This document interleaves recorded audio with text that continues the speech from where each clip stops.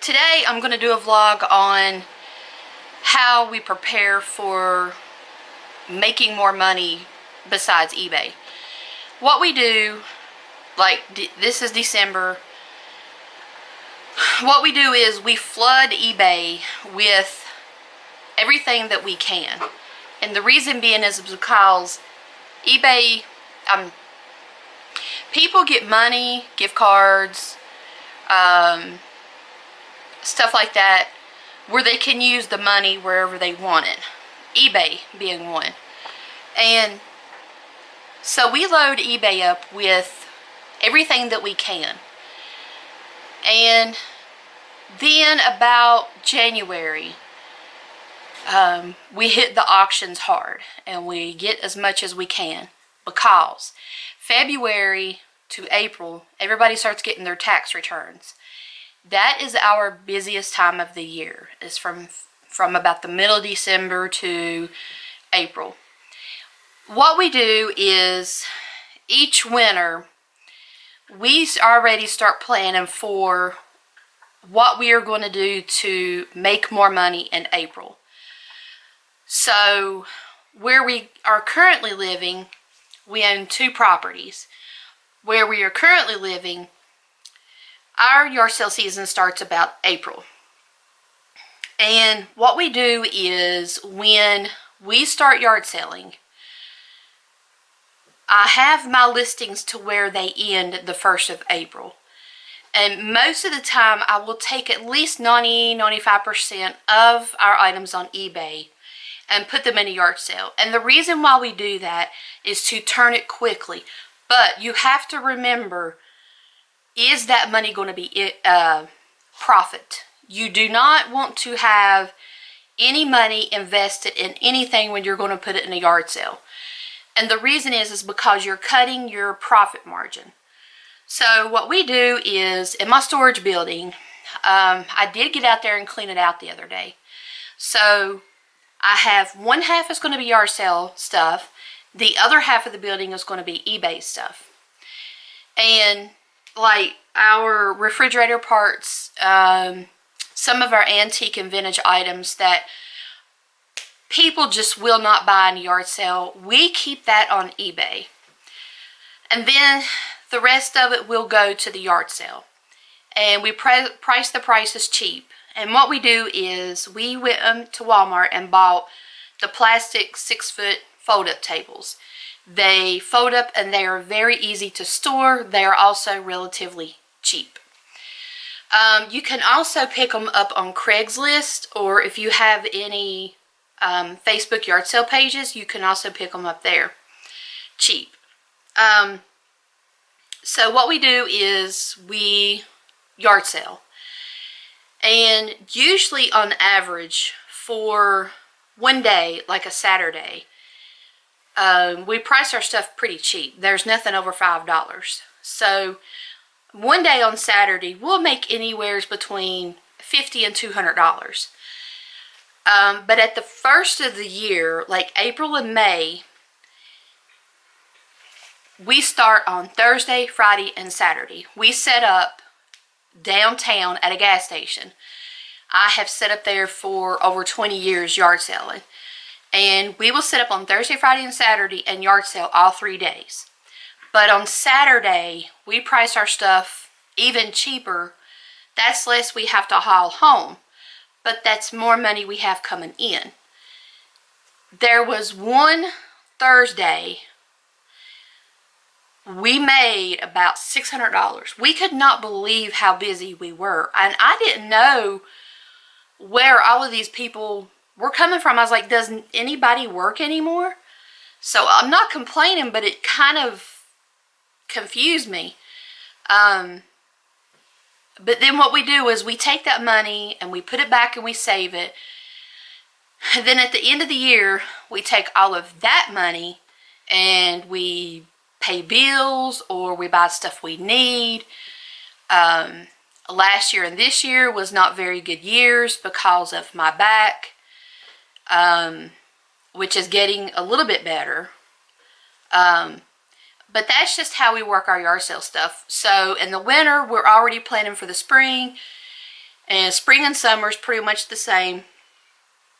And the late summer, yard sale season kind of dies off. And then in the fall is when we start hitting eBay pretty good. I believe, I can't remember the name of the vlog, but we actually took the camera to our auction house and showed how we buy our stuff at the auction house. And basically what we do is they sell box lots on half of the building. The other half of the building, everything's sold individually. But we buy the box lot for one thing in that box. We know, like if we buy that box for $10, there's one item in there we can sell it for $20, get our money back, plus we'll have profit in that one item. But everything else left in the box is profit. And we like having the yard sales because we meet some really interesting people. I actually see old friends, family members come. It's just like a big gathering at it. And we do not trade anything. We do not do trades. So that's just to give everybody an idea of how we do our yard sale stuff. We do occasionally set up at a huge flea market here. There's also about 25 miles from my house, there's a drive-in that's actually having a flea market every weekend. Is it Friday and Saturday or just Saturday? Saturday.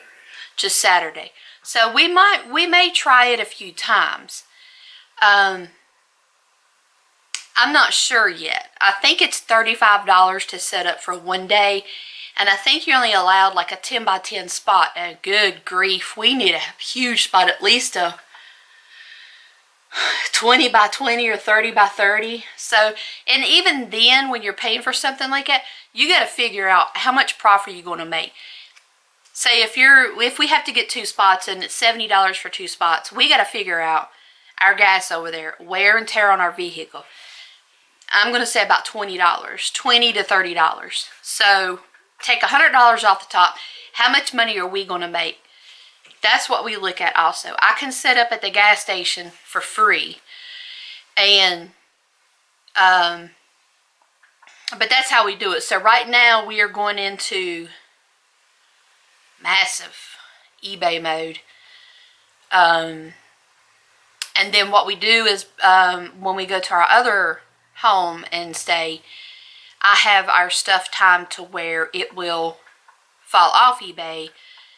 I will leave that stuff, and once we return, then I will start going through it and getting out the stuff that I want to keep on eBay and relist all of that. So yard selling is an excellent way to maximize profit. It is also a good way to flush items. It is also a good way to connect with people because right now we have a Sino book. We have people that are looking for certain things. And so I take their number, their phone number, their name, what they're looking for, what their price margin is. And from there, we will look for the stuff. So that is also a good way to get customers. And so far, every person that we have found the stuff for, they have bought it. There's nobody that we've called and said, no, I don't want it. So growing your customers, maximizing profit. Like I say, all of the yard sale money that we make, we put back and we save it. We do not spend it. That is our end of the year, pay off bills or buy something that we need, or like an emergency fund. Say if your vehicle broke down, it's going to be $1,000 to fix it, or your heat pump stopped working. Golly knows how much them things are, because if you're going to replace a compressor, you might as well go ahead and replace the whole thing. So we always look out for rainy days like that. And plus, instead of putting like $1,000 or something like that on a credit card and then paying interest, you're better off by going ahead and paying cash. So yard selling is an excellent way to get rid of stuff, get new clients, potential buyers. We do have business cards that we have on our table. We have made sales from those people, because when we introduce ourselves and give them our business card, we ask their name. And I just have a thing for remembering stuff like that. People's names, their faces, especially numbers. I can remember very well with numbers. But we, that is an excellent way to do it. So I'm going to go ahead and end this vlog here. I've got a few more that I want to do, but we had one lady that we were talking to the other day, actually in town. We hadn't seen her for a while, and she was wanting to know how we do our yard sale stuff. So she is a subscriber to our channel. She does watch all of our vlogs. But even if you're going to make $50 one Saturday, say if you do that 4 times a month, or if you do Friday and Saturday, say you make $100 for both days, that's going to be about $200 a month. Okay, when you times that by, say, April, May, June, July, August, there's 5 months right there. Right there's $1,000 that you can put back and save. So that's how we look at it. Yeah, the weather plays a huge role in it, but I always try to find some way to compensate for that. We will find an auction to go to, whether at an auction house, a pawn shop auction. We love storage units. I mean, we absolutely love buying storage units, and we have found, I hope this year when we buy storage units, I'm actually going to take my camera and hopefully do a live stream with it and actually show us going through it. But word of caution before you start buying storage units: the reality show on TV does not show you the other side of buying storage units. You're talking 7 by 7 or 10 by 10 or 14 by 14, whatever size the storage unit is. Keep in mind, most people, when they get a storage unit, they want the smallest because they want to pack the most stuff in it. So we always figure if it's a 10 by 10 storage unit, there's going to be 5 by 5 full of stuff. So our storage buildings that we keep this stuff in, we actually have 3. One is designated just for yard sale at eBay stuff. The other one is for my 4-wheeler and lawnmower. And then the other one, 18 by 24? 18 by 24 has my husband's tools and his 4-wheeler in it. So, word of caution, that stuff piles up quick and fast. Within one day, you can have a massive hoard in your home. If you do not have an outside storage building, do not get into buying storage units. I will be upfront and tell you first off, do not do that. Because you're going to have so much stuff in your house, you're going to be overwhelmed. And that is a big problem that we see with people at storage unit auctions. If they're not used to it, we have heard people say, oh my God, where are we going to put it at? Why are you here then? You don't need to be buying a storage unit if you don't have anywhere to put it. And that is just a word of advice. When we found that out when we first started buying them, case in point, we went to one storage unit auction. And how big was it? 30 by 30? It was a 30 by 30, but it was actually both sides of it. So 60 by 60. And what they done is they open up both sides, and you could look through one side to the other and you could not see daylight. Well, one little speck.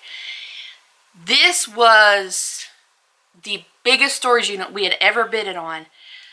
It was so big, these people, it's like they just walked away from their life. They took everything out of the inside of their home, put it in a storage building, and just walked away from their life. We don't know what happened or anything. We did not buy that storage unit. We bid it up to $840, and we did not get it. There was high-end stuff in this storage unit. There was name brand clothing. Of course, when you go to these storage unit auctions, you cannot look in them. You cannot touch anything. So by looking in them with a flashlight, we could see the names on the clothing, which you have to be aware of that because there is a lot of knockoffs on the market. If you don't know your stuff, don't buy it. There was IKEA furniture that we could see. There was a leather sectional, a bunch of purses. Oh my goodness, I'd never seen so many Coach pocketbooks in my life.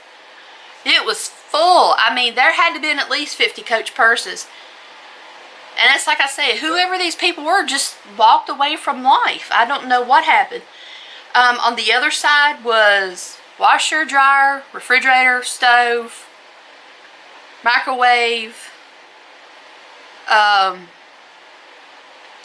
what looked like to be a pantry, like a kitchen pantry, totes. There was probably about 40 totes in it, 40 medium-sized totes. I mean, this was a big, whoever bought this, they made a killing off of it. If the Coach pocketbooks were authentic, other than that, on the stuff that was left in it, they made a killing off of it. And I actually believe, how much it ended up selling for? $1,200? Something like that.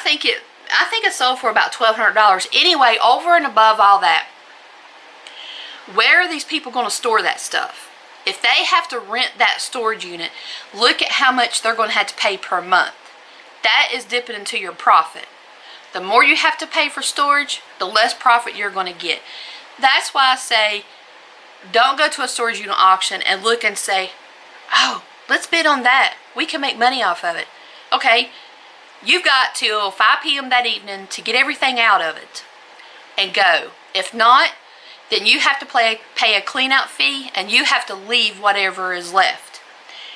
And then when you get home, then you're going to look and say, if you got a 3-bedroom house, where are you going to put it? If you got each bedroom, if you got 2 kids, and 2 spare bedrooms, 2 kids, and master bedroom, where are you going to put all this stuff at?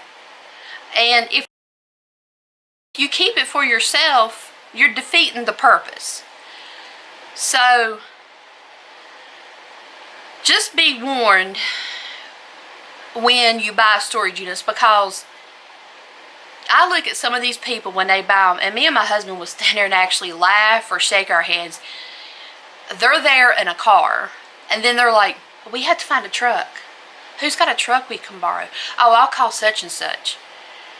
Okay, you've got a car. You're going to have to call someone to come with a truck and get that. Good luck, especially if they have to make 4 or 5 trips. If you're not going to pay them, again, you're coming out of your profit. When you're buying and reselling, it's all about profit. If we can't at least say, if we buy a storage unit for $500, if we can't make $500 profit outside of our gas and wear and tear on the vehicle, our eBay and PayPal fees, any type of fees or anything that we have to pay, if we can't make that, we don't buy it. We can't clear it and turn it fast.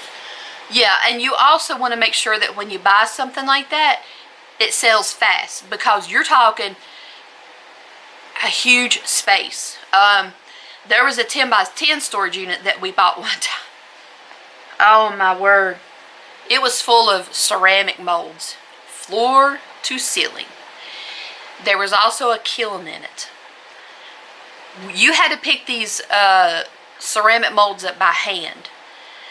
And a lot of them were custom made, and they were really, really nice. But these molds are like hard chalk. I don't know exactly what they're made out of, but they were like a hard chalk. You had to pick them up by one by hand. And so the guy said, you've got till 5 p.m. this evening to get everything out. And I'm like, well, we're going to do our best, because we had ceramic molds, we had a kiln, we had a wire stand, we had furniture, we had boxes, we had totes. 2 trucks and trailers? Yeah, we had both trucks, both trailers. This unit was from wall to wall, floor to ceiling. Put it this way, when the guy opened the door, boxes fell against the door and he could not get it open. We had to actually get up in there, and others had to help him go up under the door and get in there and push the boxes away from the door so we could get it open. It was plumb full. So we bought that storage unit and another one the same day. The one beside of it had a bunch of kid stuff in it in the front. But the more we dug into it was antique and vintage stuff. And honestly, we made a killing off that storage unit. I mean, there was some very valuable stuff in that storage unit.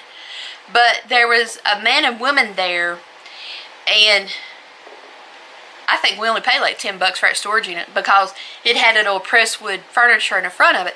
And I told my husband, I was like, that stuff is trash. I was like, but for the kid stuff alone, we can make money off of it. So there was a man and woman there, and they said, well, can we buy, like, I think it was a baby swing, a crib, a walker. No, what is that? What they put them in it. My mind just went to a complete blank. Anyway, it's what you put kids in, and they walk around, and it's on rollers. My mama put me one when I was in little, and I couldn't touch anything. She said I would squall and scream because I couldn't touch anything. And then she smacked my hand because I was crying. So anyway, we paid $10 for that storage unit. We made 4 figures off of it. We done so good on that storage unit. So you got 2 storage units that combine to be a 20 by 20. My husband's shop is an 18 by 24. We had that thing plumb full. There was one path in from the roll-up door to the side door. That is it. That is all the room we had. We were overwhelmed. So what we had to do was a little bit at a time, pull everything out. There was a huge amount of neutral baby clothing, neutral colors. There was a radio flyer plastic wagon. There was a few other things, bottles, stuff like that. We sold that as a lot for $200. And the funny thing was, there was a mechanical cat in it, and it looked like a cat, but you could turn it on and it would walk and it would meow.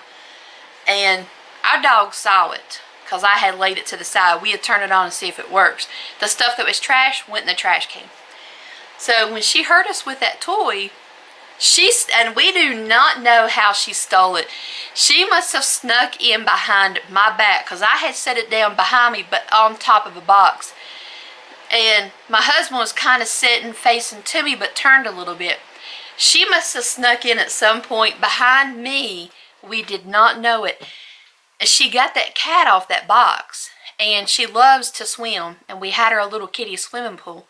She took that cat in the swimming pool with her. And the next thing we know, we heard a big splash. And I said, what in the world is that sound? She was out there wallowing, like turning over and over and over on her back in the swimming pool with that mechanical cat. We got the biggest charge out of her watching her do that. And then all of a sudden she jumps up out of that swimming pool with that cat in her mouth. And she takes off running through the yard. And ever since then, when we buy a storage unit and come home with boxes, or we go to the auction and come home with boxes, we have to set the boxes on the floor, and I will do a vlog of it. She has to go through every box to see if there's toys in it. She will not play with dog toys. She does not like them. She will just look at them just like, that's for dogs. I'm human.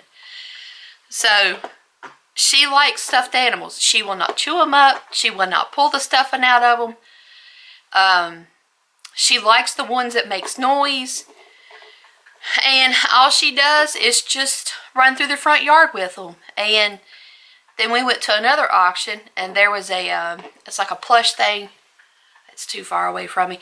But it's like a foot vibrator. You put your feet in the little pocket, and it's got batteries in it, and you put your feet on it and press on it. It massages your feet. She took that. We had come in out of the auction and set all the boxes in the back room. She goes in there and gets that foot massager out. And we hear something in there. I was like, what is that sound? And so we went in there to look, and she had that in there, and she found out she could take her nose and press on it and make it vibrate. And then she comes running in here, so that's a dog toy now too. She picks the most random stuff to play with. People would think we're weird for having that stuff sitting around, but she has a blast with it. So I'm going to end it right here. We have a lot of fun with her, but just keep all of that in mind. Also, storage units are good to buy in the spring when yard sale season starts. But when you buy one, just make sure that, one, you've got it somewhere to keep it, that you do not have to pay money. Two, when you put the stuff in your home, you're not hoarding or putting a lot of weight in your home like that can damage your foundation. So do keep that in mind. It can also damage your flooring. And also you have to clean that stuff.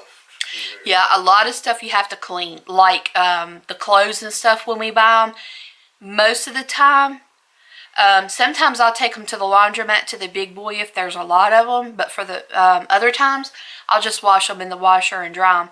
But you do have to clean all that stuff, like the baby stuff and all that. When the stuff we do bring home, I do a mixture of vinegar and bleach, and I'll wipe them all down. Then once it's dry from that, then I'll spray alcohol on them and wipe it down really good, because we don't like to send any of our stuff out dirty like that.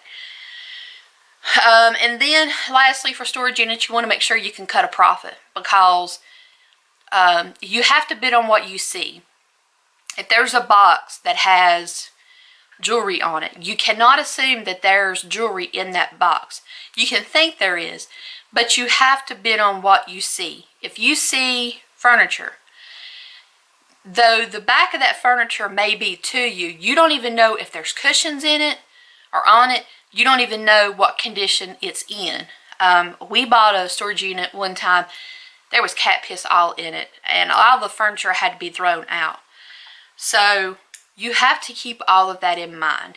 And yes, if you buy furniture and it smells like cat pee, it's as good as trash. So I hope this helps, but you know, we're getting ready for yard sale season. We're getting everything planned, starting to buy stuff up. We've had some comments, people want to know how we make profit on storage units, and it's a big game. It's not anything near what they show on TV. Rarely will you find those thousands of dollars of worth of stuff in storage units. We have a friend that lives in Florida, around the retirement communities. Now, many times he will look up and make good money off the storage unit. Again, you have to bid on what you see. So keep that in mind also. And thank you for watching, and have a great day.